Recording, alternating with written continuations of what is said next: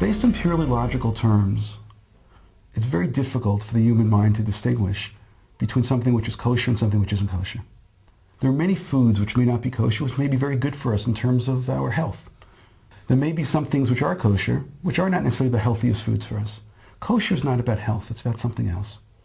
We see in Judaism there's an idea which is called kedusha. Kedusha means separateness, or to be separate. When we start to analyze the laws of kosher, we notice something. We notice there's separations. One of the most basic separations is the separation between milk and meat. And you think about it symbolically, not just literally. What is milk? Milk is life. Milk is what a calf does, what any mammal does when it gets life from its mother. The flow of milk is the flow of life. Meat is death. Judaism tells us to make a separation between life and death. The result of this separation is holiness.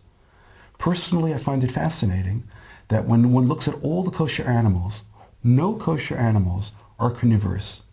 Kosher animals only eat vegetation. They don't eat other animals. Sometimes if I have a vegetarian at my table, I tell them that all my food is vegetarian. Of course, what I mean by that is that the meat that I eat was all vegetarian. So the laws of kosher seem to tell us that there needs to be a separation between life and between death. While keeping kosher may not necessarily be the thing which makes a great deal of sense to us, when one has a relationship with God, it's important to try to look for things which are holy. It's interesting, when the Jewish people leave Egypt, we're told that they stop by a place which is called Marah. By Marah, we're told that they're taught some of the laws of the Torah. What are the laws that they're taught?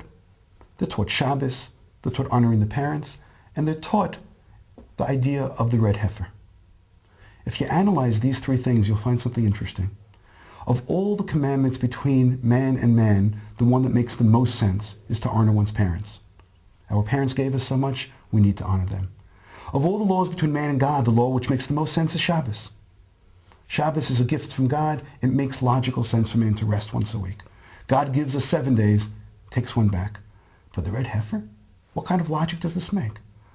So apparently, a relationship with God means you do things between man and man, because relating to God has to affect you and other people.